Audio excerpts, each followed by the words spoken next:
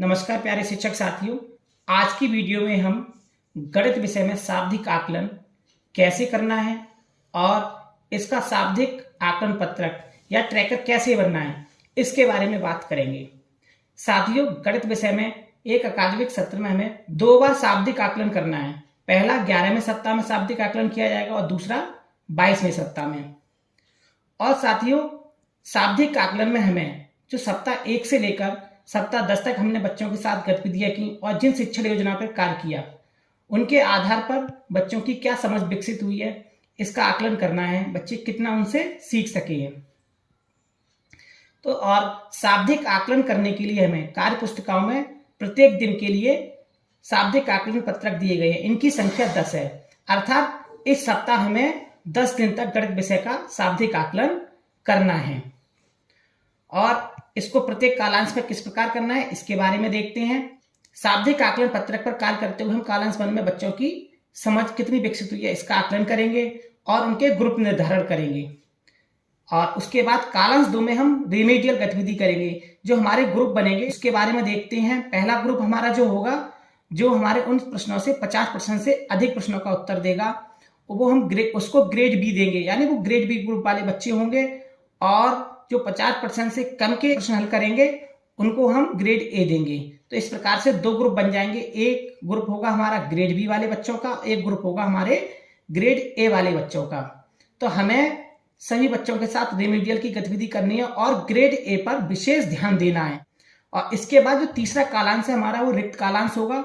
इसको हम आवश्यकता अनुसार प्रयोग करेंगे। जैसे हम इसको रेमेडियल के रूप में प्रयोग कर सकते हैं। और दूसरा, जो प्रथम दिवस में हम आकलन कर रहे थे उस समय जो बच्चे अनुपस्थित रहे उनका आकलन करने के लिए भी हम इस कालांश का उपयोग कर सकते हैं। तो इस प्रकार हम शाब्दिक आकलन पत्रक के आधार पर बच्चों का शाब्दिक आकलन करेंगे और यह 10 दिन तक चलेगा। और साथियों, आइए आप देखते हैं शाब्दिक आकलन पत्रक या जिसे आप ट्रैकर भी कह सकते हैं, यह हमें किस प्रकार भरना है और इस पर क्या कार्य करना है। चूंकि साथियों अभी वर्तमान में हमें अभी ये हार्ड कॉपी के रूप में प्राप्त नहीं हुए हैं, तो आप इसका प्रिंट आउट कर सकते हैं या आप इस तरीके से कॉलम बना सकते हैं। मैं तो बस यही कहूंगा कि आप चाहें तो आप रजिस्टर पर इस प्रकार से कॉलम बना लीजिए, ज्यादा समस्या भी नहीं है बनाने में।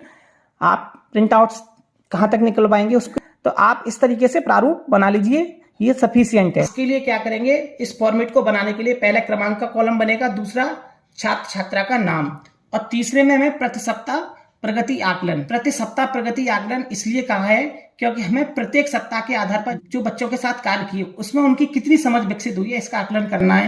यानी सप्ताह 1 में जो हमने कार्य किए थे उसमें बच्चे कितना जानते हैं, सप्ताह 2 में काम किए वो कितना जानते हैं। इसी प्रकार हमें 10 सप्ताह तक देखना है।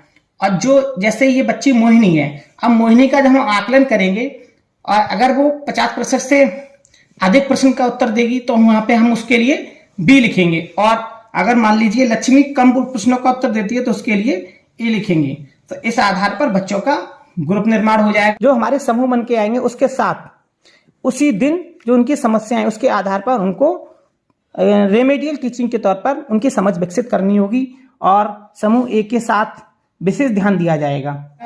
और साथियों यहाँ पर आपका ध्यान देंगे, ये देखिए मैंने यहाँ पर एक टिप्पणी का कॉलम अलग से बनाया है, इस फॉर्मेट में आपको नहीं दिया गया था।